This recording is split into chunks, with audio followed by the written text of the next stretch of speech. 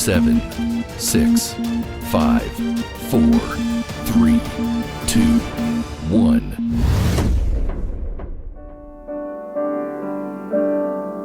Shalom Bapak Ibu Saudara. Sekali lagi shalom. Haleluya. Kita akan memulai ibadah kita. Mari saya undang Bapak Ibu yang masih ada di luar, yang ada di belakang untuk maju ke depan. Haleluya. Biar hari ini kita mau bersyukur buat kebaikan Tuhan bagi setiap kita, saudara. Kita masih ada sampai hari ini. Kita masih bisa beribadah, semua karena kebaikan Tuhan. Mari sama-sama kita siapkan hati kita, kita berdoa. Bapa, terima kasih. Kami bersyukur. Kami punya Allah yang sungguh luar biasa. Kami punya Allah yang selalu menyertai kami di dalam setiap keadaan kami. Satu hal Tuhan, kami mengasihi Engkau lebih dari segalanya.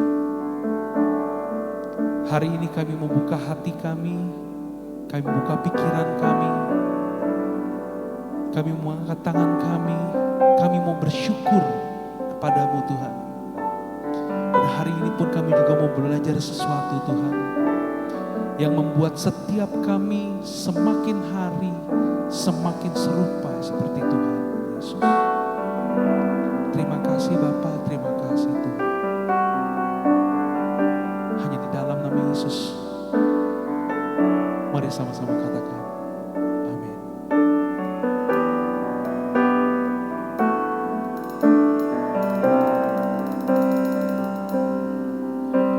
Saat ku masuk ke hadirat-Mu, bawa persembahan ke tempat kudus-Mu, pujian ku naikkan, sembah ku berikan bagimu Allah yang mulia.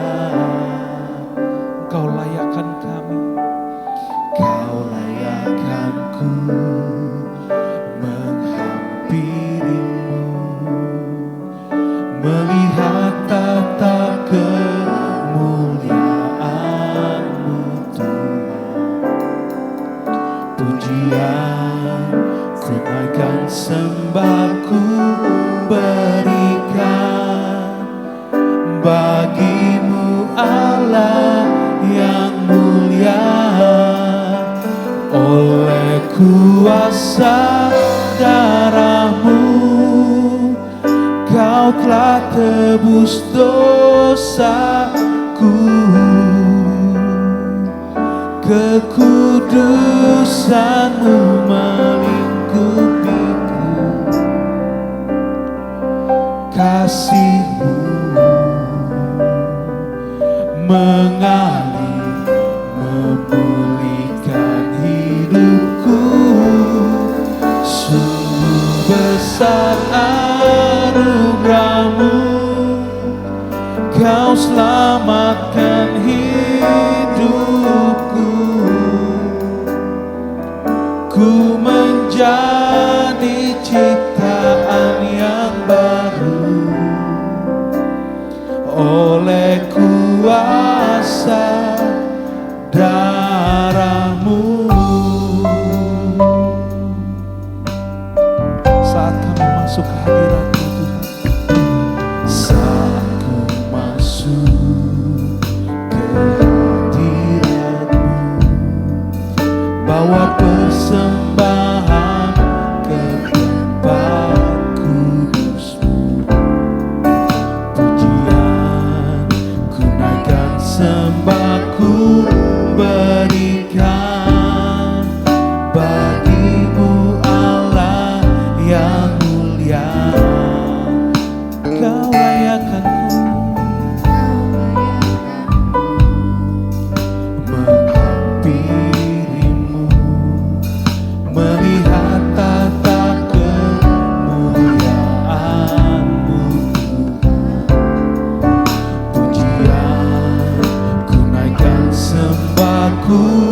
berikan bagimu Allah. Mari sama-sama angkat tanganmu saudara. Oleh kuasa darahmu Kau telah tebus dosaku, kekudusanmu melingkupiku, kasihmu mengalir memulihkan hidupku. Sungguh besar anugerahmu, Kau selamatkan hidupku. Ku menjadi ciptaan yang baru oleh kuasa darahmu. Biar jemaat saja katakan lagu ini. Saat ku masuk, saat ku masuk,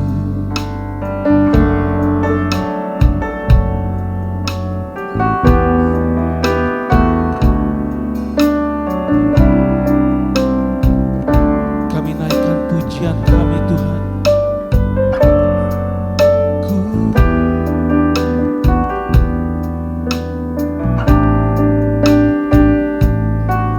Mari sama-sama katakan, Kau layakkanku, Kau layakkanku menghampirimu, melihat tata kemuliaan-Mu Tuhan. Pujian ku naikkan, sembahku berikan bagimu Allah yang mulia. Oleh kuasa darahmu Kau telah tebus dosaku, kekudusanmu melingkupiku, kasihmu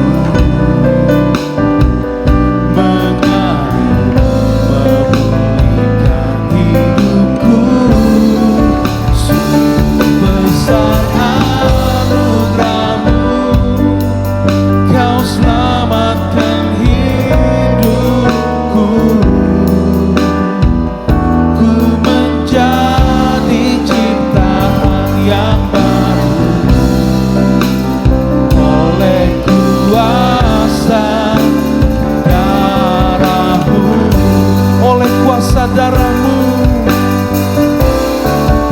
oleh kuasa darahmu Kau selamatkan dosaku, kekudusanmu melingkupiku, kasihmu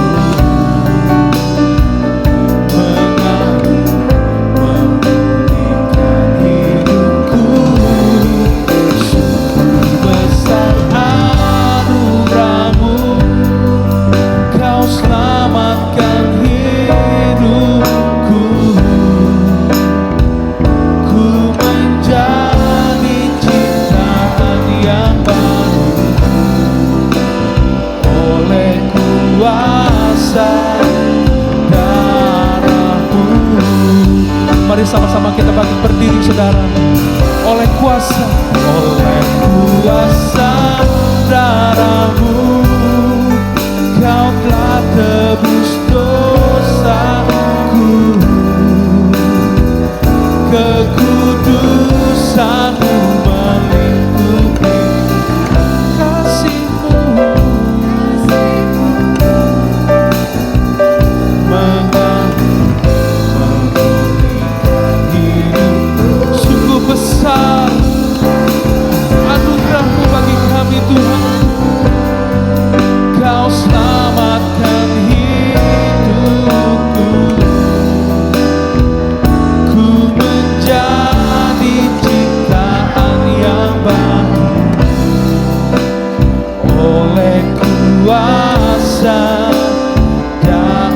menjadi ciptaan yang baru oleh kuasa darah-Mu. Ku menjadi ciptaan yang baru oleh kuasa darah-Mu. Haleluya, kami sembah Kau Tuhan. Haleluya, Kau yang layakkan kami.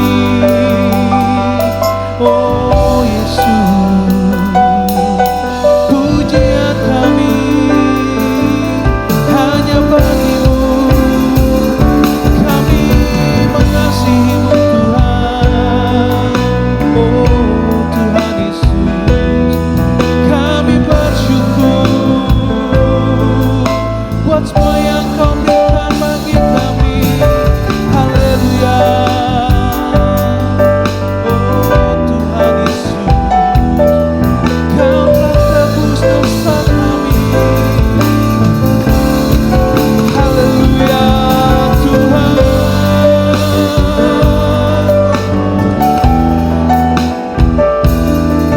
Haleluya. Layakkan kami menghampiri-Mu Tuhan Yesus. Haleluya Tuhan.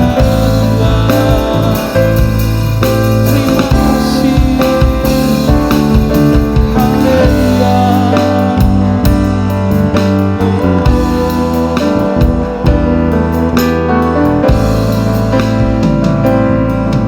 Thank you Jesus. Dalam Kristus ku percaya ada kemuliaan di balik salibnya. Kan aku nyatakan kemenangan dari-Mu, kekuatanku, harapanku dalam Kristus. Ku percaya ada kemuliaan di balik salibnya. Aku nyatakan kemenangan dari-Mu, harapanku, harapanku dalam Kristus. Dalam Kristus, dalam Kristus, ku percaya ada kemuliaan di balik salibnya. Dan aku nyatakan kemenangan dari-Mu, kekuatanku, harapan. Sekali lagi, dalam Kristus ku percaya ada kemuliaan di balik salibnya. Dan aku nyatakan kemenangan dari-Mu, kekuatanku, harapan, kekuatanku, kekuatanku, harap, kekuatanku, kekuatanku, harapanku dalam Kristus. Berikan semua yang terbaik bagi Tuhan. Haleluya. Benar Tuhan, kekuatanku, harapanku hanya di dalam Kristus. Terima kasih Bapa, hanya di dalam nama Yesus. Mari yang mengasihi Tuhan sama-sama katakan amin. Haleluya. Apa kabar saudara? Baik, luar biasa. Boleh lihat kanan kirimu, mungkin tadi belum bertemu, katakan shalom, Tuhan memberkati engkau.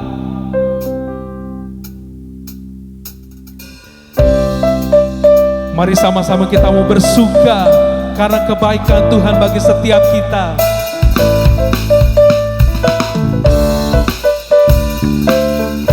Mari sama-sama kita bertepuk tangan, saudara. Ku kan bersuka karena kebaikan-Mu. Dalam hadirat Tuhan ku akan bersuka, ku kan bernyanyi puji kebesaran-Mu, dan hatiku bersuka karena Tuhan. Sekali lagi, ku kan bersuka karena kebaikan-Mu. Dalam hadirat Tuhan ku akan bersuka, ku kan bernyanyi puji kebesaran-Mu, dan hatiku bersuka karena Tuhan. Rahmat-Nya baru bagiku setiap hari, anugerah-Nya limpah bagiku. Oh, Dia ganti suka dengan sukacita, dan kain kabungku digantikan tarian haleluya. Dan hatiku rahmat-Nya baru, rahmat-Nya baru bagiku setiap hari, anugerah-Nya limpah bagiku. Oh, Dia ganti duka dengan sukacita, dan kain kabungku digantikan tarian haleluya. Dan hatiku bersuka. Saudara, saya lihat ini kan lagunya bersukacita, tapi kok nyanyinya masih ada yang cemberut, ada yang belum tersenyum. Boleh lihat kiri, kanan kirimu, kasih senyum yang paling lebar kanan kirimu. Haleluya. Mari kita ulang lagu ini dari awal ya, saudara. Ku kan bersuka karena kebaikan-Mu. Dalam hadirat Tuhan ku akan bersuka, ku kan bernyanyi puji kebesaran-Mu, dan hatiku bersuka. Rahmat-Nya baru, rahmat-Nya baru bagiku setiap hari, anugerah-Nya limpah bagiku.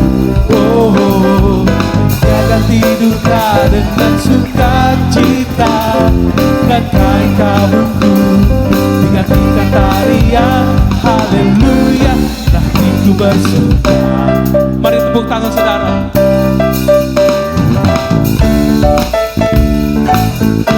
Mari katakan, ku kan bersuka karena kebaikan-Mu. Dalam hadirat Tuhan ku akan bersuka, ku kan bernyanyi puji kebesaran-Mu, dan hatiku bersuka. Mari sekali lagi, ku kan bersuka, ku kan bersuka karena kebaikan-Mu. Dalam hadirat Tuhan ku akan bersuka, ku kan bernyanyi puji kebesaran-Mu, dan hatiku bersuka karena Tuhan. Rahmat-Nya baru, rahmat-Nya baru bagiku setiap hari, anugerah-Nya limpah bagiku. Oh, Dia ganti duka dengan sukacita, dan kain kabungku digantikan tarian haleluya. Dan hatiku rahmat-Nya baru, rahmat-Nya baru bagiku setiap hari, anugerah-Nya limpah bagiku. Oh, Dia ganti duka dengan sukacita, dan kain kabungku digantikan tarian haleluya. Haleluya, haleluya, haleluya. Dan hatiku bersuka. Haleluya, haleluya. Dan hatiku bersuka. Haleluya. Inilah saat bersuka cita.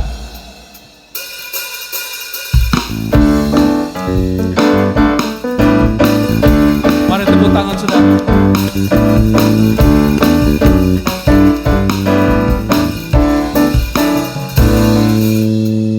Inilah saat bersuka cita, masyurkanlah kebesaran karyanya.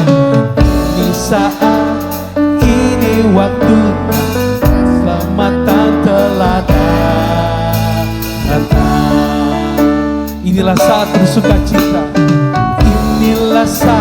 bersuka, masyurkan kekudusan namanya. Di saat ini waktu pembebasan telah datang. Haleluya, haleluya, haleluya.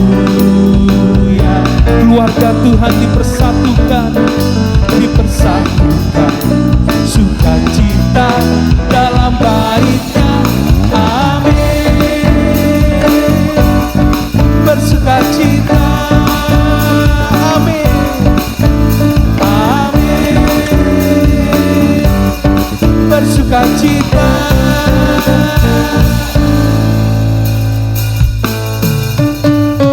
Inilah saat bersukacita, masyurkanlah kebesaran karyanya. Di saat ini waktunya keselamatan telah datang. Inilah saat bersukacita, inilah saat bersukacita, masyurkanlah kekudusan namanya. Di saat ini waktunya pembebasan telah datang. Haleluya, haleluya. Keluarga Tuhan dipersatukan, sukacita dalam Bait-Nya. Amin. Bersukacita,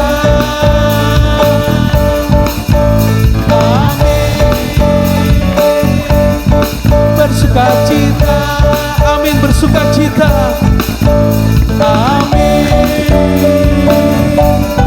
bersukacita, amin, amin, bersukacita. Biar musik muji Tuhan.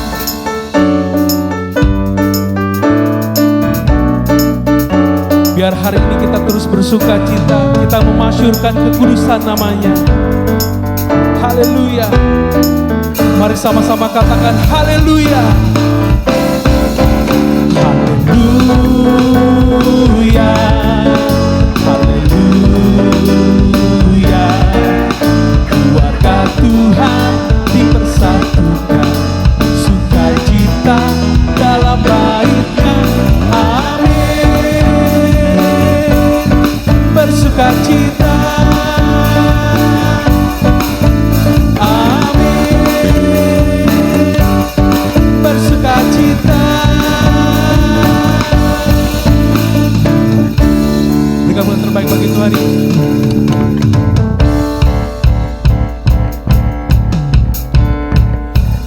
Dia Allah yang besar, amin saudara. Mari sama-sama kita katakan lagu ini. Sebab Tuhan maha besar dan sangat terpuji, Dia lebih dahsyat dari segala Allah. Sebab Tuhan maha besar dan sangat terpuji, kuasanya dahsyat menghancurkan musuh.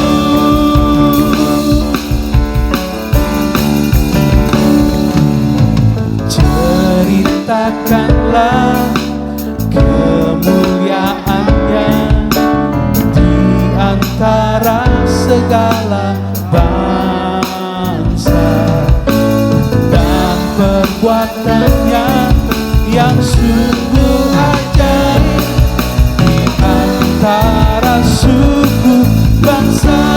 Sebab Tuhan maha besar dan sangat terpuji, Dia lebih dahsyat dari segala Allah.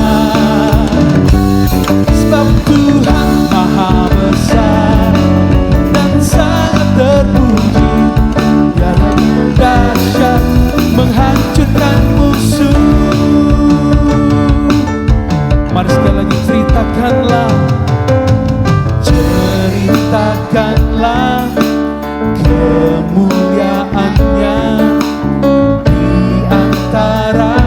segala bangsa dan perbuatannya yang sungguh ajaib di antara suku bangsa.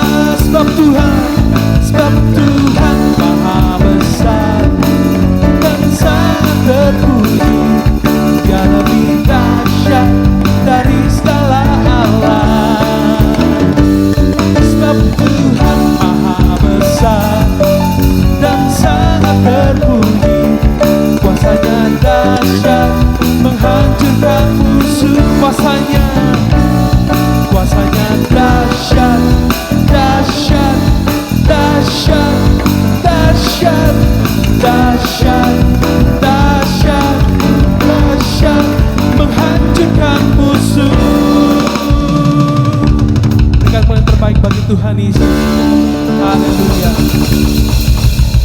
Silakan duduk Bapak Ibu Saudara.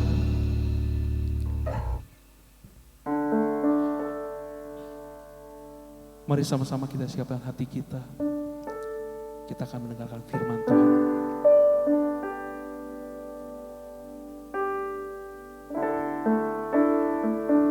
Haleluya.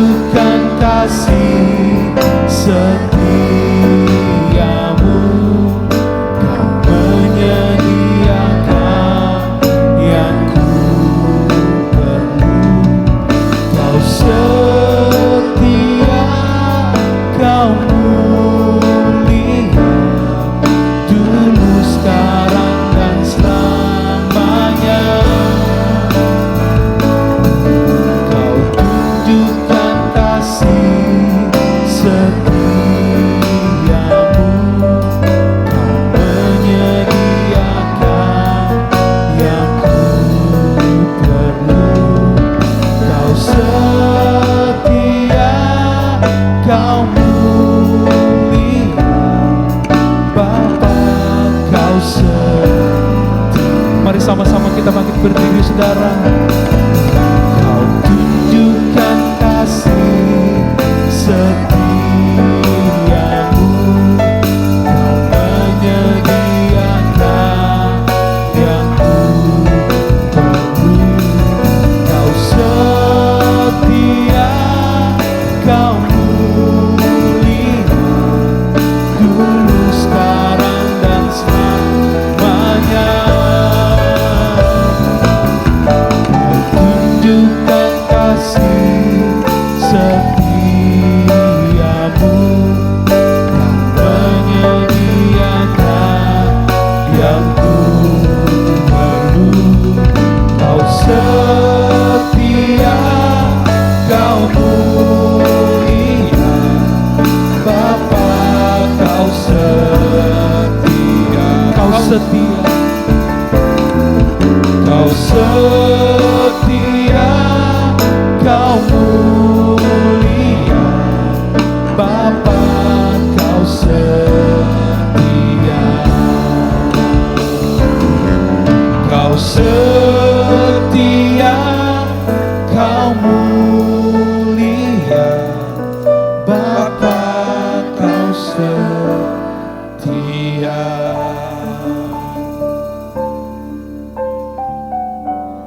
Kami tidak pernah meragukan sedikit pun kesetiaan-Mu ya Tuhan. Dan itu terbukti di dalam kehidupan kami sampai kami hari ini ada. Kami datang ke rumah-Mu, kami memuji menyembah-Mu Tuhan.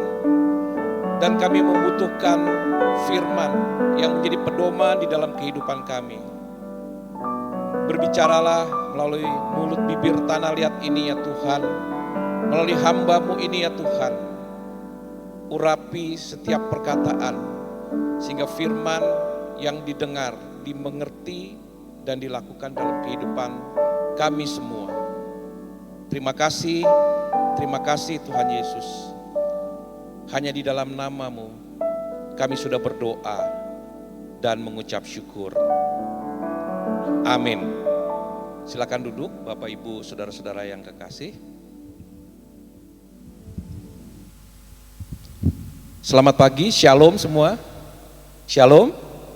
Puji Tuhan. Bapak Ibu sekalian, pagi hari ini saya ingin kita sama-sama membaca firman Tuhan. Kalau saudara membawa Alkitab, mari kita buka Alkitab kita yang terambil dari kitab Yosua. Yosua pasal 1 ayat 1 sampai dengan ayat yang ke-9. Saya akan membacakannya, Bapak Ibu bisa menyimak dan juga bisa mengikuti pembacaan ini. Yosua pasal yang pertama ayat 1 sampai dengan ayat yang 9. Demikian firman Tuhan. Sesudah Musa hamba Tuhan itu mati, berfirmanlah Tuhan kepada Yosua bin Nun, abdi Musa itu demikian. Hambaku Musa telah mati, sebab itu bersiaplah sekarang, seberangilah sungai Yordan ini, engkau dan seluruh bangsa ini, menuju negeri yang akan kuberikan kepada mereka, kepada orang Israel itu. Setiap tempat yang akan diinjak oleh telapak kakimu, kuberikan kepada kamu, seperti yang telah kujanjikan kepada Musa. Dari padang gurun dan gunung Libanon yang sebelah sana itu sampai ke sungai besar, yaitu sungai Efrat, seluruh tanah orang Het, sampai ke laut besar di sebelah matahari terbenam. Semuanya itu akan menjadi daerahmu. Seorang pun tidak akan dapat bertahan menghadapi engkau seumur hidupmu, seperti aku menyertai Musa. Demikianlah aku akan menyertai engkau. Aku tidak membiarkan engkau dan tidak akan meninggalkan engkau. Kuatkan dan teguhkanlah hatimu, sebab engkaulah yang akan memimpin bangsa ini memiliki negeri yang kujanjikan dengan bersumpah kepada nenek moyang mereka untuk diberikan kepada mereka. Hanya kuatkan dan teguhkanlah hatimu dengan sungguh-sungguh. Bertindaklah hati-hati sesuai dengan seluruh hukum yang telah diperintahkan kepadamu oleh hambaku Musa. Janganlah menyimpang ke kanan atau ke kiri, supaya engkau beruntung kemanapun engkau pergi. Janganlah engkau lupa memperkatakan kitab Taurat ini, tetapi renungkanlah itu siang dan malam, supaya engkau bertindak hati-hati sesuai dengan segala yang tertulis di dalamnya. sebab dengan demikian perjalananmu akan berhasil dan engkau akan beruntung. Ayat 9, bukankah telah kuperintahkan kepadamu, kuatkan dan teguhkanlah hatimu, janganlah kecut dan tawar hati, sebab Tuhan Allahmu menyertai engkau kemanapun engkau pergi. Amin. Nah, Bapak Ibu sekalian, perjalanan bangsa Israel di bawah kepemimpinan Musa dan Yosua itu menarik. Kenapa? Karena Yosua dan Musa adalah orang-orang yang dipakai Tuhan untuk mengeluarkan bangsa Israel dari perbudakan di Mesir, ya, untuk masuk ke dalam tanah yang dijanjikan Tuhan melewati padang gurun akibat pemberontakan mereka. Tapi lebih daripada itu, bangsa Israel ini adalah bangsa pilihan, umat pilihan, ya, yang Tuhan sudah tentukan, yang nantinya melalui bangsa ini akan lahir seseorang yang bernama Yesus. Nah, Yesus inilah yang benar-benar juru selamat kita. Saudara, saya kalau mengingat kebaikan Yesus, wah, tidak bisa kita pikirkan. Kalau tidak ada Tuhan Yesus, kita ini tidak selamat. Jadi Yesus itu benar-benar juru selamat kita. Dan Yesus itu juga benar-benar terang dunia ini. Oleh karena itu firman Tuhan berkata dan mengingatkan kita, kita harus jadi garam dan terang dunia. Karena Yesus sudah melakukannya dan memang dia adalah terang dunia ini. Yesus juga adalah gembala yang baik. Yesus adalah gembala yang baik. Ya, kalau kita hidup sampai hari ini dengan sesuai dengan usia kita, itu benar-benar karena perlindungan, pemeliharaan gembala kita, yaitu Yesus. Dan Yesus itu adalah Allah itu sendiri. Jadi Bapak Ibu, saya terus terang ya bersyukur, saya berterima kasih, dan saya merasa beruntung di dalam hidup ini. Selain memang saya dilahirkan dari keluarga Kristen, tetapi juga yang lebih penting, saya merasa beruntung bahwa saya kenal, tahu dan percaya kepada Yesus yang benar-benar juru selamat, yang benar-benar terang dunia, yang benar-benar gembala yang baik dan yang benar-benar Allah. Jadi saudara, kalau ada orang atau saudara ya, misalnya nih, kurang yakin atau separuh percaya atau ekstrimnya tidak percaya bahwa Yesus itu benar-benar juru selamat, Yesus itu benar-benar terang dunia, Yesus itu benar-benar gembala yang baik, Yesus itu adalah Allah sendiri, saya boleh kasih saran saudara ya, jangan jadi orang Kristen. Benar, jangan jadi orang Kristen. Sebab berbicara tentang kekristenan itu adalah Yesus pusatnya. Yesus sentris. Dan saya percaya jemaat di tempat ini walaupun tidak banyak saudara ya, atau belum banyak, saudara pasti percaya bahwa Yesus itulah juru selamat, Yesus itulah terang dunia, Yesus itulah gembala yang baik, dan Yesus adalah Allah itu sendiri. Boleh katakan amin? Saya mau lihat dulu tangan-tangan saudara yang diangkat kalau saudara percaya. Amin. Kalau yang ada nggak angkat tangan saudara, berarti saya yang salah ngomong atau saudara yang salah datang ke tempat ini. Gitu. Tapi saya percaya jemaat di sini meyakini siapa itu Yesus. Nah Bapak Ibu, mengapa tadi saya katakan bahwa perjalanan bangsa Israel ini dikeluarkan dari perbudakan masuk dalam tanah perjanjian itu yang dibawa kepemimpinan Musa dan Yosua itu penting, karena itu memberikan gambaran kehidupan kita setelah kita ditebus oleh Tuhan Yesus. Ya, di mana juga nanti kita akan bersama-sama dengan Dia. Saya sudah baca kitab Yosua itu dari pasal 1 sampai pasal 24 berulang-ulang saudara. Dan saya menemukan ada kebenaran yang kita bisa pelajari dan kita akan kenakan dalam pengiringan kita mengikuti Tuhan Yesus. Sampai nanti kita bertemu dengan Dia muka dengan muka. Begini Bapak Ibu, Setelah Musa mati, tadi kita sudah baca ya, Tuhan memberikan perintah kepada Yosua untuk menggantikan kedudukan Musa. Memimpin bangsa ini masuk ke dalam tanah Kanaan. Tapi kalau kita baca, ada 3 ayat yang menunjukkan kegalauan hati daripada Yosua. Di mana Yosua itu kecut dan tawar hati. Nanti Bapak Ibu bisa baca di ayat yang ke-6, 7, dan yang ke-9. Terutama di ayat 9, jelas sekali. Tuhan sampai ngomong begini, bukankah telah kuperintahkan kepadamu? Saya nggak tahu nadanya ini nada setengah tegas atau bagaimana ya. Kuatkan dan teguhkanlah hatimu, jangan kecut dan tawar hati. Lalu Tuhan kasih alasannya, sebab Tuhan Allahmu menyertai engkau kemanapun engkau pergi. Kan pertanyaannya gini, kenapa ya Yosua mesti kecut dan tawar hati? Bukankah Yosua itu bukan orang baru? Dia mengikuti Musa dalam perjalanan waktu dari Mesir, saudara. Dia lihat hal-hal yang luar biasa. Dan yang ngomong langsung itu Tuhan, tapi kenapa tetap kecut dan tetap tawar hati? Itu sebetulnya memberikan gambaran juga kepada kita. Kita sudah lama jadi Kristen, kita sudah lihat beribu bahkan berjuta kali pertolongan Tuhan dalam hidup kita. Tapi begitu kita menghadapi masalah, kita langsung kecut. Kita langsung tawar hati, gitu. Nah saya coba melihat bagaimana kok Yosua sampai kecut dan tawar hati. Pasti yang pertama karena Yosua membandingkan dirinya dengan pendahulunya, ya. Seseorang diberikan tugas di kantor pun, apalagi menggantikan seseorang yang sudah senior berpengalaman, itu perasaan itu ada, saudara. Dia membandingkan sama seperti Yosua. Sebab memang benar dari segi apapun rasanya Yosua tuh nggak bisa loh menandingi Musa dalam soal pekerjaan dan lain sebagainya ya. Misalnya dalam jabatan, ya Yosua tuh dalam jabatan, Musa itu kita tahu bahwa Musa itu adalah mantan pangeran. Kalau Yosua ayat 1 jelas dikatakan cuman abdinya Musa. Abdi itu artinya pelayan, pembantu, saudara.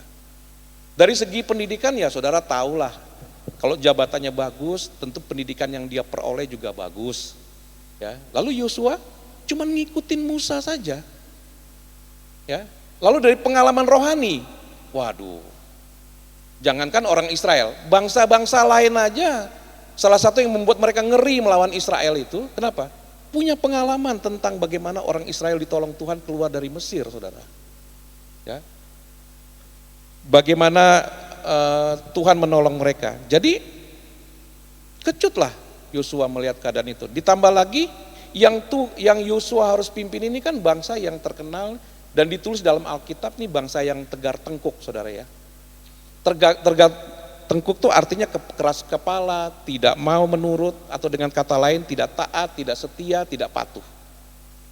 Bangsa ini lebih kurang 3 juta yang harus dipimpin, saudara. Ya, mimpin satu partai aja kalau nggak taat aja pusing kita, saudara ya.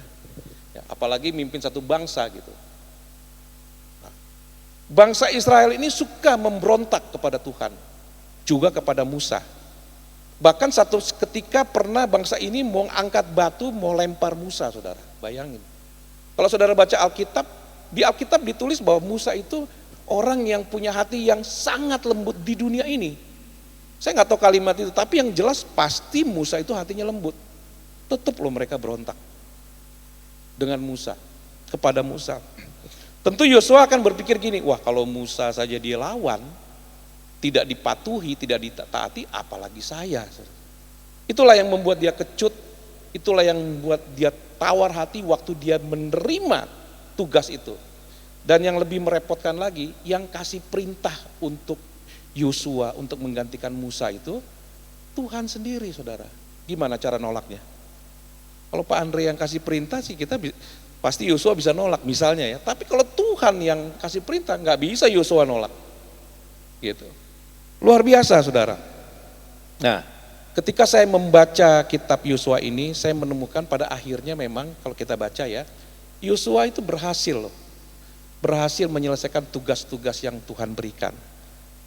Dan ternyata Bapak Ibu sekalian, ada pedoman yang Tuhan kasih sebelum tugas itu diberikan untuk Yosua jalankan dalam rangka menyelesaikan tugas yang diberikan. Nah, pedoman itu ada dalam ayat 8, saudara. Kita baca ya. Yosua 1 ayat 8 berkata begini, janganlah engkau lupa memperkatakan kitab Taurat ini? Tetapi renungkanlah itu siang dan malam, supaya engkau bertindak hati-hati sesuai dengan segala yang tertulis di dalamnya. Sebab dengan demikian perjalananmu akan berhasil dan engkau akan beruntung. Jadi ini pedomannya Yosua, saudara. Menjalankan tugas yang diperintahkan. Sederhana. Yaitu merenungkan firman Tuhan, kalau waktu itu Taurat Tuhan. Ya, Taurat Tuhan itu ya firman Tuhan maksudnya. Yang kedua, memperkatakan firman Tuhan atau Taurat Tuhan. Yang kedua ini kadang-kadang orang masih bingung memperkatakan. Kalau saya mengerti, saudara. Ketika saya menghadapi satu masalah, saya ingat firman Tuhan, saya perkatakan supaya firman itu menjadi kekuatan bagi iman saya. Ya, karena firman Tuhan berkata, iman timbul dari pendengaran. Saya katakan untuk diri saya sendiri. Atau saya baca firman Tuhan, karena iman itu timbul dari pembacaan kitab suci. Dan yang ketiga, bertindak hati-hati. Bertindak hati-hati artinya melakukan firman Tuhan. Dan pedoman ini bukan pada zaman Yosua saja, saudara. Pada zaman Musa pun itu sudah diterapkan. Kalau enggak, mereka enggak bisa keluar dari Mesir. Gimana caranya keluar dari Mesir? Kalau enggak pegang pedoman ini. Sampai setelah eranya Yosua pun semua yang diberikan tugas oleh Tuhan itu mereka menerapkan pedoman ini, saudara. Saudara perhatikan ya. Dalam kepemimpinan Musa, dominasi Tuhan di dalam bekerja mengeluarkan bangsa Israel dari Mesir itu nyata dengan mujizat-mujizat yang luar biasa. Israel itu bangsanya cuma turut aja, apa yang dia ngomong turut. Tiang awan, tiang api, roti mana, daging, laut Kolsom terbelah, 10 tulah. Itu semuanya Tuhan kerjakan dan luar biasa. Sampai hari ini orang nggak bisa lupa itu. Bukan orang Kristen, orang non-Kristen pun tahu soal itu, saudara. Tapi begitu masuk masa pemerintahan atau kepemimpinan Yosua maksud saya, mujizat tetap ada. Tapi untuk merebut tanah Kanaan, perintah Tuhan berperang. Raih, jelajahi negeri ini. Tapi mujizat Tuhan tetap ada menyertai. Dan tentu saja berperang itu dengan ketetaatan yang Tuhan perintahkan. Nah itu juga bisa dengan merenungkan, memperkatakan, dan juga taat melakukan firman Tuhan. Saya bacakan di dalam Yosua 22 ayat 4, firman Tuhan berkata gini, tetapi sekarang Tuhan Allahmu telah mengaruniakan keamanan kepada saudara-saudaramu seperti yang dijanjikannya kepada mereka. Oleh sebab itu pulanglah ke kemahmu, ke tanah milikmu yang telah diberikan kepadamu oleh Musa hamba Tuhan itu di seberang Yordan. Ayat yang kelima, hanya lakukanlah dengan sangat setia perintah dan hukum yang diperintahkan kepadamu oleh Musa, hamba Tuhan itu, yang ini mengasihi Tuhan Allahmu, hidup menurut segala jalan yang ditunjukkannya, tetap mengikuti perintahnya, berpaut kepadanya dan berbakti kepadanya dengan segenap hatimu dan dengan segenap jiwamu. Bapak Ibu, kehidupan Yosua ini mirip-mirip dengan Daud. Daud itu juga di mata orang tuanya dan kakak-kakaknya itu biasa-biasa aja, dia cuma gembala kambing domba. Ya. Tapi Daud bisa memimpin satu bangsa yang sama, yang mestinya Tuhan memimpin sendiri bangsa itu, mereka minta raja, akhirnya dikasih Raja Saul dan Raja Saul itu melakukan kesalahan, kemudian Tuhan memilih Daud itu, dan Daud berhasil menyelesaikan itu di tengah kelebihan dan kekurangan kesalahan dan kebenaran yang dia lakukan. Tapi pedomannya sama, saudara. Apa yang Daud lakukan di dalam Mazmur 1 ayat 1 dan 3, saya bacakan. Berbahagialah orang yang tidak berjalan menurut nasihat orang fasik, yang tidak berdiri di jalan orang berdosa, dan yang tidak duduk dalam kumpulan pencemooh. Tetapi yang kesukaannya ialah Taurat Tuhan, dan yang merenungkan Taurat itu siang dan malam. Ia seperti pohon yang ditanam di tepi aliran air, yang menghasilkan buahnya pada musimnya, dan yang tidak layu daunnya, apa saja yang diperbuatnya berhasil. Jadi ini yang membuat Yosua dan Daud itu berhasil dan beruntung. Jadi Bapak Ibu, kalau kita berbicara tentang berhasil dan beruntung, itu bukan saja berhasil dalam kita melihat apa yang Tuhan perintahkan dan itu menjadi kenyataan. Misalnya Tuhan suruh berperang, ya, mereka taat, kemudian mereka menang, kan kelihatan hasilnya, ya, itu berhasil dan beruntung. Bayangkan 31 raja-raja itu dikuasai zamannya Yosua. Itu pun masih kurang, saudara. Masih belum banyak yang dikuasai. Tapi berhasil dan beruntung juga begini Bapak Ibu sekalian. Bahwa walaupun kita melakukan kehendak Tuhan tapi belum kelihatan hasilnya. Tapi karena kita setia, itu kita berhasil menyenangkan hati Tuhan. Kita berhasil membuat Tuhan tidak berduka. Itu adalah keberhasilan yang sesungguhnya sebetulnya. Apalagi zaman kita hari ini.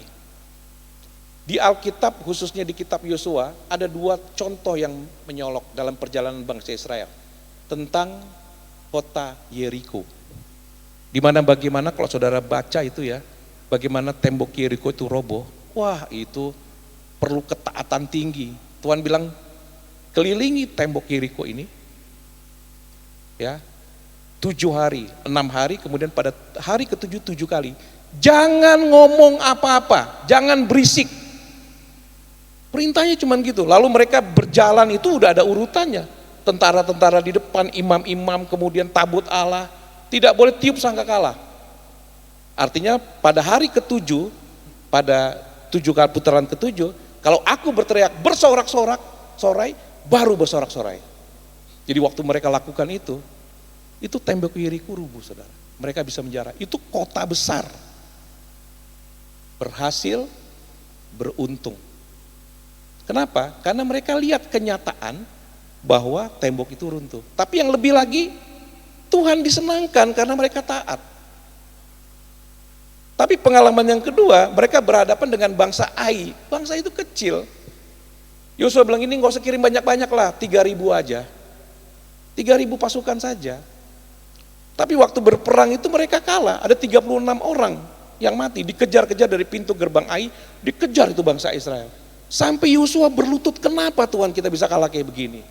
Tuhan kasih tahu, bangsa ini sudah menyimpang. Ada di antara kamu yang menyimpan barang yang dihususkan, yaitu Achan dari Bani Yehuda, mati dipanggil, dihukum Tuhan, dirajam. Jadi pedoman itu pimpinannya patuhi, tapi yang di bawah tidak patuhi. Dampaknya ke seluruh bangsa, saudara. Nah tadi di awal saya katakan bahwa perjalanan bangsa Israel keluar dari Mesir itu adalah gambaran kehidupan kita, orang percaya. Kita itu sudah dimerdekakan oleh Tuhan Yesus dari dosa, saudara. Sudah ditebus, jadi tanpa Tuhan Yesus tidak mungkin kita selamat. Ya, jadi benar apa yang selama ini saya yakinin bahwa Yesus itu benar-benar juru selamat. Dia juga minta loh kepada Bapa untuk diberikan Roh Kudus, penolong yang lain, mengingatkan firman Tuhan, menolong, menyertai. Dan Yesus sendiri sebelum naik ke surga mengajarkan Injil. Injil yang lain dari perjanjian lama, Taurat. Tapi hari ini kita gunakan itu dua-duanya. Itu pedoman kita, saudara. Renungkanlah firman Tuhan, perkatakan firman Tuhan, itu Injil termasuk hukum Taurat. Tapi yang paling penting itu adalah bertindak hati-hati. Melakukan firman Tuhan, itu yang paling penting. Jadi kalau kita melaksanakan itu, kita pasti akan beruntung, berhasil. Walaupun saudara, walaupun ya kenyataan hari ini, sering kita hadapi, masalah yang kita hadapi tidak selesai. Anda sudah berdoa sampai kapan memperkatakan firman, ikut yang namanya Sunday Fellowship, ikut rumah kita, macam-macam, tapi masalahnya belum selesai, tetap ada masalah, dan makan belum dijawab. Tapi ketika kita setia dan taat, itu kita menyenangkan hati Tuhan. Di situ kita sudah berhasil, di situ kita beruntung, tinggal tunggu waktu Tuhan saja kapan Tuhan menolong. Dan iman itu ditentukan bukan karena apa-apa. Bagaimana kalau kita belum melihat pertolongan Tuhan, kita tetap percaya, itulah iman yang benar. Nah saudara, untuk melakukan pedoman ini, merenungkan, memperkatakan, melakukan, kita perlu yang namanya satu. Nah ini yang saya mau bahas jadi tema kita hari ini, yaitu integritas. Jadi integritas ini adalah tema khotbah saya hari ini. Ya, sebenarnya istilah integritas itu bukan istilah baru kok. Jangankan orang Kristen, orang non Kristen juga tahu apa itu integritas. Ya, banyak pengertian lah tentang integritas, arti daripada integritas. Tapi yang saya ingin sampaikan, integritas itu sederhananya gini, saya bacakan saudara ya. Konsistensi antara ucapan dan keyakinan yang tercermin dalam perbuatan sehari-hari. Konsistensi. Ada juga yang menyatakan integritas itu adalah tindakan yang sesuai dengan nilai-nilai keyakinan yang kita yakini dan prinsip yang kita pegang. Itu sesuai dengan apa yang kita lakukan. Atau lebih simpelnya lagi, integritas itu adalah satu kata dan satu perbuatan. Nah, Bapak Ibu, sinonim dari integritas itu sebenarnya diterjemahkan juga kejujuran, ketulusan, kredibilitas. Dan lawan daripada integritas itu disebut hipokrisi atau hipokrit. Dalam bahasa Indonesia disebut munafik. Jadi saudara, seorang pemimpin yang berintegritas itu dilihat dari satu kata dan perbuatannya sama. Sama saudara. Kalau seorang yang kata-katanya tidak dapat dipegang itu diragukan integritasnya. Sebenarnya dalam dunia sekuler dan politik kita ketemu kok. Ya. Bagaimana orang itu berintegritas atau tidak. Misalnya saudara bisnis sama orang ya, mau mengadakan kerjasama sama seorang. Kan mesti ada komunikasi dulu kan, bergaul dulu, nggak mungkin langsung transaksi. Dari pergaulan itu saudara bisa melihat, orang ini konsisten nggak ya? Ya, misalnya kalau janji gitu, sering nggak dia tepati.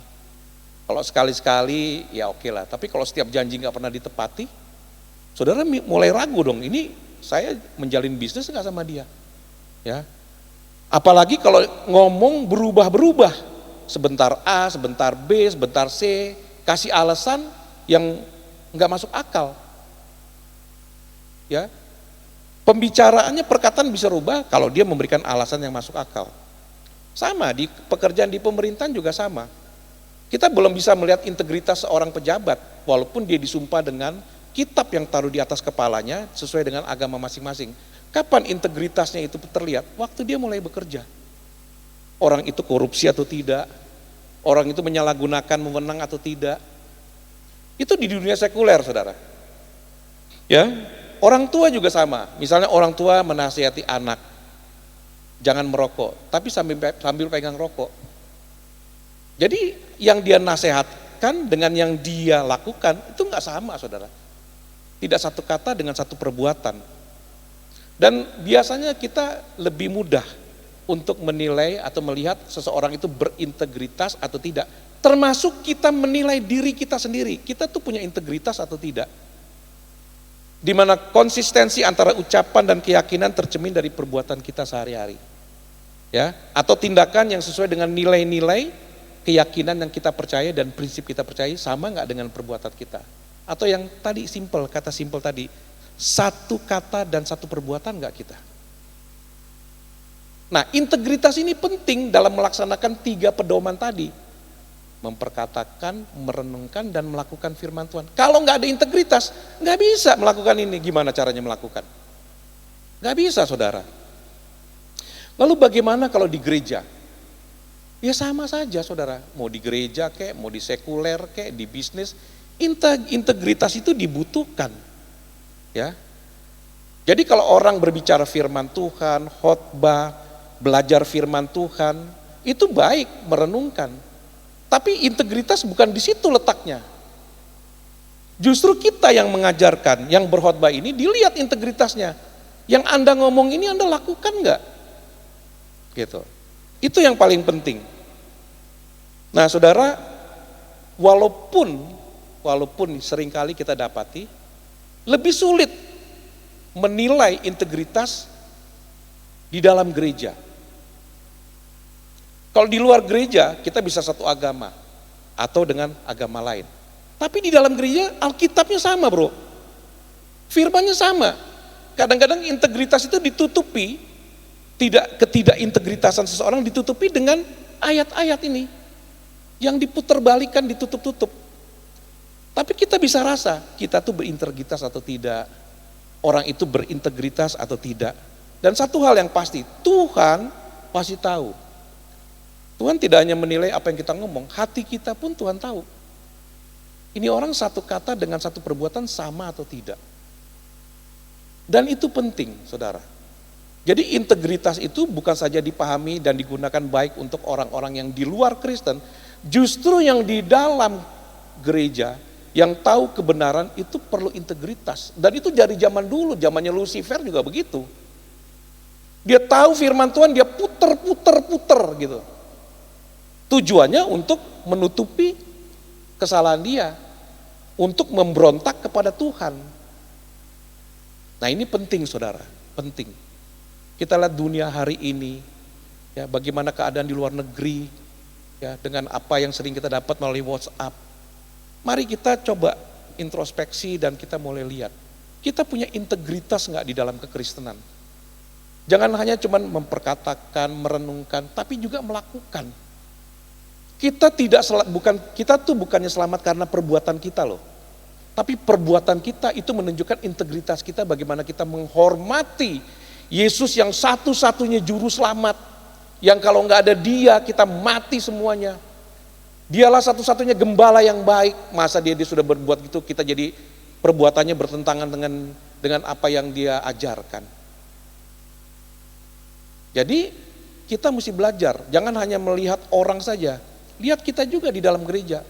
Kita nih ngomong, kita ngelakuin enggak? Atau kita melakuin, kita nggak melakukan, tapi kita tutup sama firman. Jadi seolah-olah melakukan. Dan saudara nonton hari ini setiap hari ya, di medsos. Tapi saudara lihat, koreksi diri, nggak usah lihat orang. Tapi kita bisa baca itu saudara. Nah yang repot kan yang awam ya, yang nggak ngerti.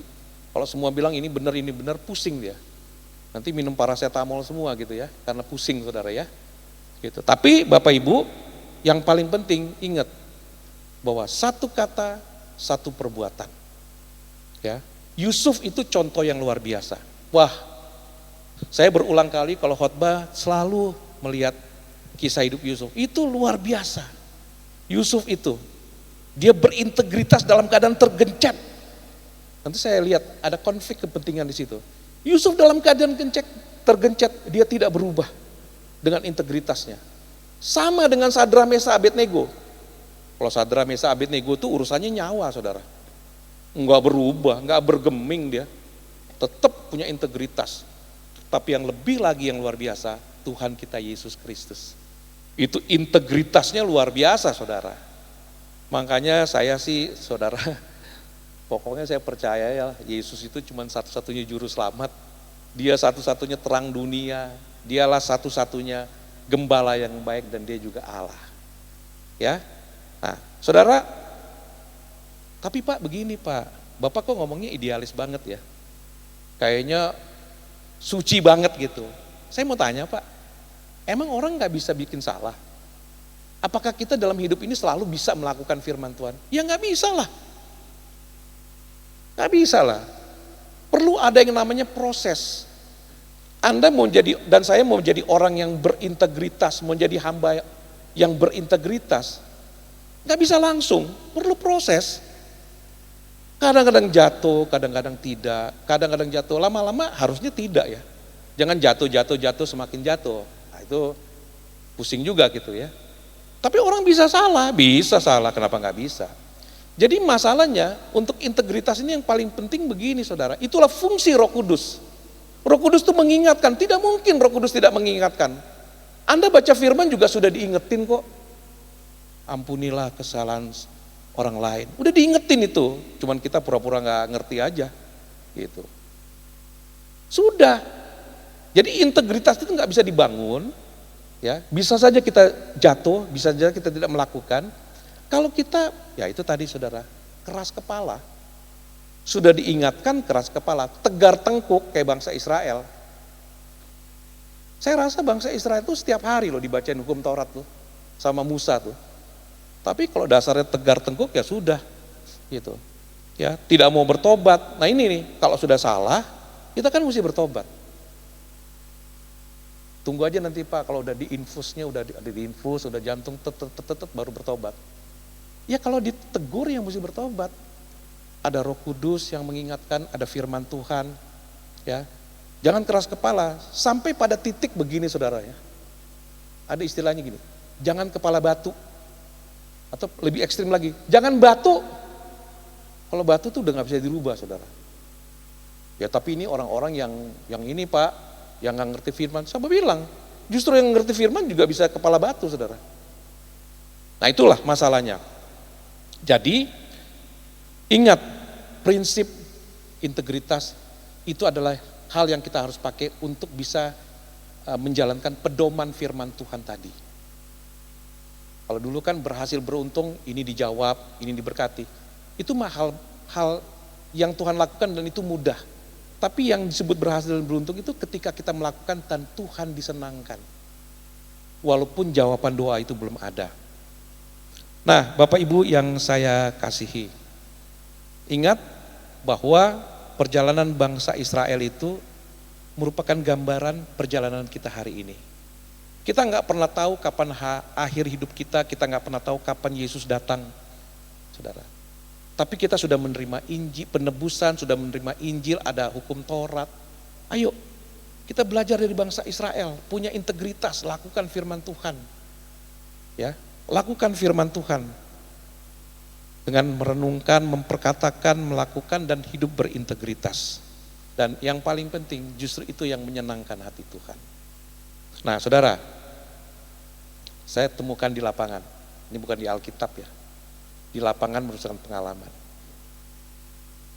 Banyak orang, termasuk saya pendeta ini, kalau ngomong kan gampang nih ya, tapi waktu praktek itu susah di lapangan. Apalagi ketika integritas harus kita tegakkan tapi harus bersentuhan dengan konflik kepentingan. Dan kalau konflik kepentingan itu berpautan dengan makan, minum, pakai uang, itu biar pendeta juga belum tentu berhasil, saudara. Belum tentu berhasil. Kalau sampai itu mengganggu keuangan kita, hidup kita, jabatan kita, itu integritas belum tentu gampang. Makanya saya suka dengan Sadra Mesa Abednego. Itu bukan orang sembarangan, itu orang terkenal di Babel. Orang pinter, punya jabatan. Waktu semua menyembah, dia diri bertiga. Wah itu hilang semua saudara. Jabatannya hilang, uangnya hilang, kehormatannya hilang. Bahkan diancam hukuman mati masuk dapur api. Saya pun pernah mengalami itu. Dan saya kasih tahu, begitu integritas kita tegakkan, kita jadi susah saudara. Bener jadi susah. Saudara berhadapan dengan satu company yang biasa korupsi, Anda nggak korupsi. Apalagi pimpinan saudara korupsi, Anda nggak mau ikutan. Waduh, repot. Repot saudara. Sama, di gereja pun sama. Sama. Saudara berusaha menegakkan kebenaran sesuai dengan firman Tuhan. Kalau yang selevel enak ya. Apalagi jemaat kita nasihati. Kalau dia mau ikut iya, kalau enggak apa-apa. Tapi kalau pimpinan saudara, dan saudara punya nafkah ada di situ lagi. Wah selesai deh. Coba aja berani nggak integritas Anda tegakkan? Nggak gampang.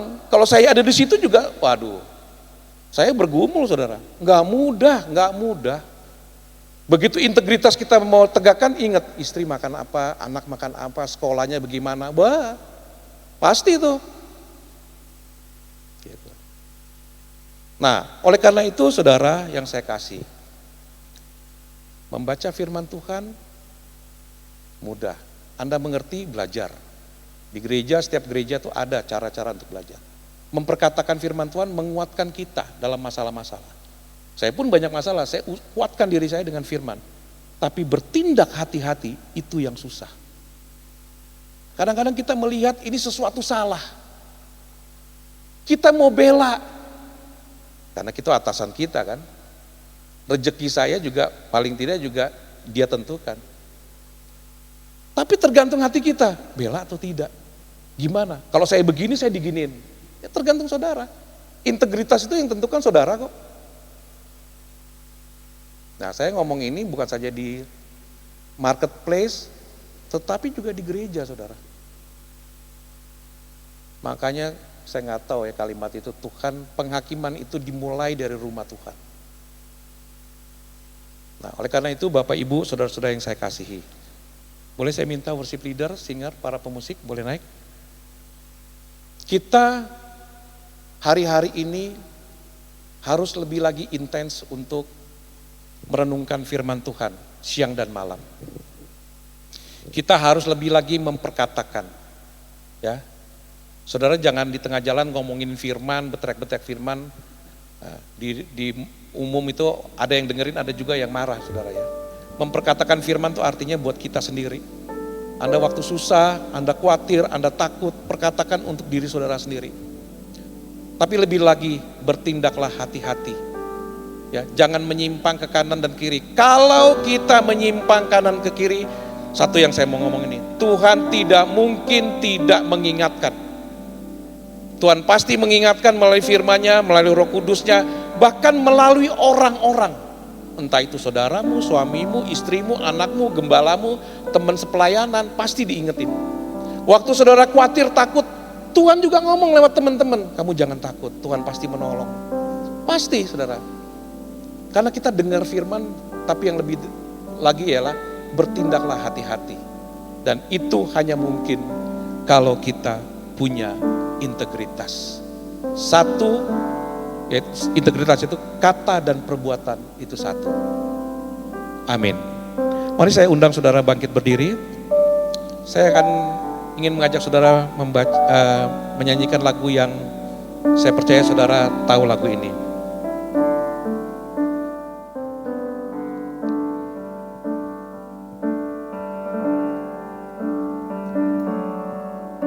Makananku ialah melakukan kehendak Bapa.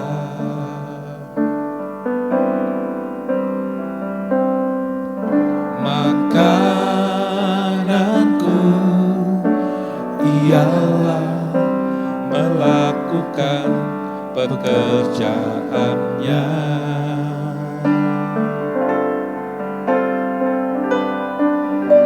Sampai ku dapatkan mahkota kemuliaan dan memerintah bersama Dia. Sampai ku dapatkan mahkota kemuliaan dan memerintah bersama Dia. Sekali lagi, makananku.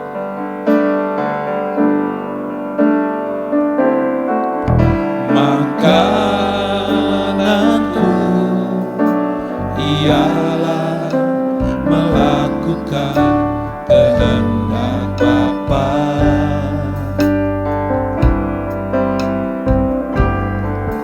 Makananku ialah melakukan pekerjaan-Nya.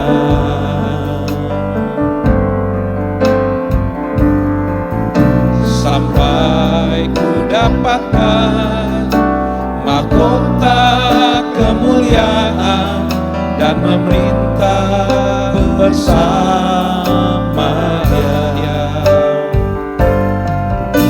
Sampai ku dapatkan mahkota kemuliaan dan memerintah bersama Dia. Sampai ku dapatkan, sampai ku dapatkan mahkota kemuliaan dan memerintah bersama Dia. Sampai ku dapatkan, sampai ku dapatkan mahkota kemuliaan dan memerintah bersama Dia. Terima kasih Tuhan untuk kebenaran firman bagi setiap kami. Benar Tuhan, ajar kami melakukan kehendak Bapa. Terima kasih Tuhan Yesus, hanya di dalam nama Yesus kami berdoa. Haleluya. Amin. Silakan duduk Bapak Ibu Saudara.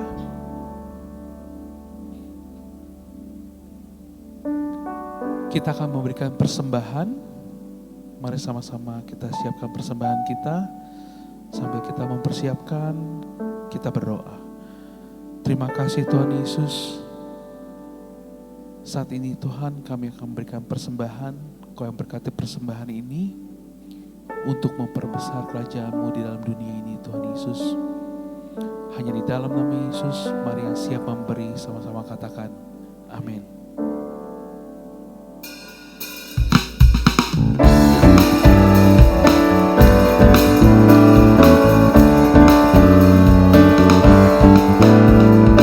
Inilah saat bersuka cita, masyurkanlah kebesaran karyanya.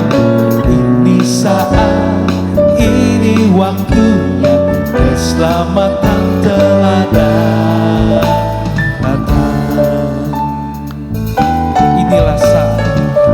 Inilah saat bersuka cita, masyurkanlah kekudusan namanya. Ini saat, ini waktunya, pembebasan telah datang. Haleluya, haleluya.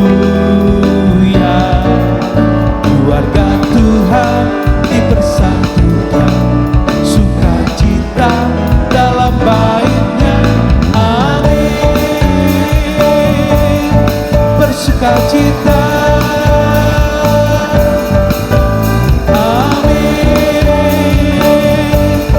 Bersukacita. Amin. Amin. Bersukacita. Amin. Bersukacita. Berikan yang terbaik bagi Tuhan. Kita akan mendengarkan beberapa pengumuman saudara. Yang pertama, Monday Fellowship akan diadakan hari Senin tanggal 31 Juli 2023 jam 7 malam dengan pembicara Pastor Dr. Christopher Hukubun dengan tema Yesus Kristus adalah Tuhan. Lalu yang kedua, rumah kita akan diadakan pada hari Rabu tanggal 2 Agustus 2023 pukul 7 malam dengan tema mengenal berbagai bidah atau ajaran sesat. Narasumber adalah Pastor Andreas Agus. Lalu yang ketiga, Business and Office Fellowship akan diadakan pada hari Jumat tanggal 4 Agustus 2023 jam 12 siang dengan pembicara Pastor Rian Manafe dengan tema Digital Distraction. Lalu yang keempat, ibadah raya hari Minggu tanggal 6 Agustus 2023 dengan pembicara Pastor Andreas Agus dengan tema perjalanan ilahi. Lalu ada satu tambahan pengumuman saudara, untuk jemaat bisa mengumpulkan fotokopi KTP untuk kebutuhan kelengkapan SKTL Pembimas Kristen bagi gereja kita saudara.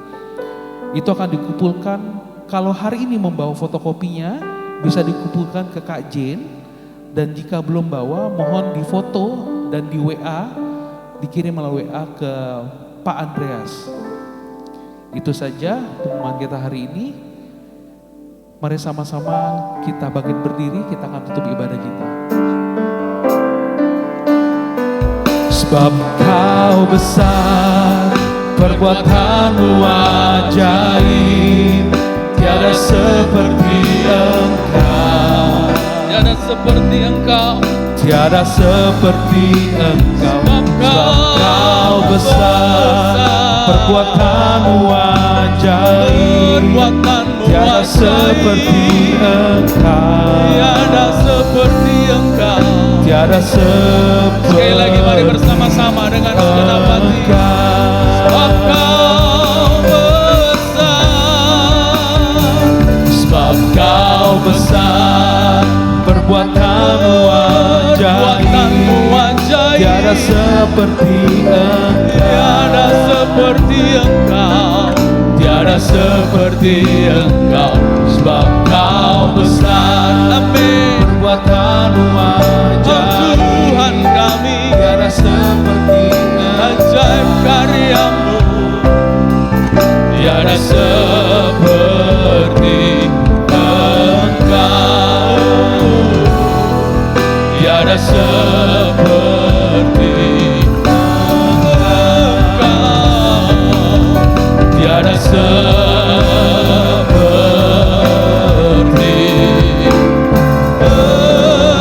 Engkau.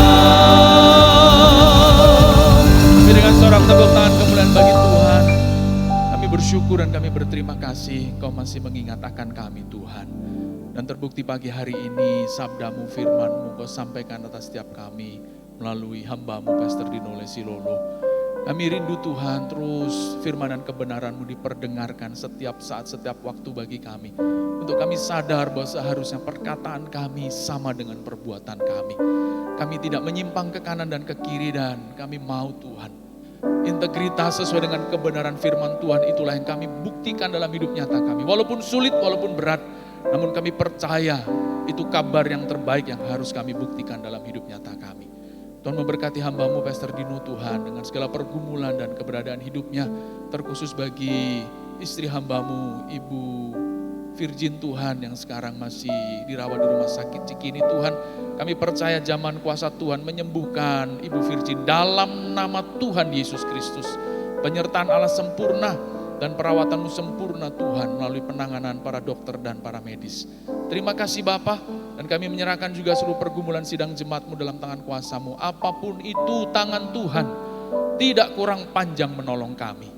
Penyertaan Tuhan tidak akan pernah lekang dari kehidupan anak-anak-Mu ya Tuhan. Penyertaan Tuhan tidak akan pernah undur dari kehidupan setiap umat Tuhan yang mengasihi dan bersandar penuh, berserah penuh hanya kepada kekuatan tangan kuasa Tuhan. Tolong umat-Mu, dan kami percaya dalam nama Yesus, Tuhan menyertai dan menuntun langkah hidup segenap kami umat-Mu.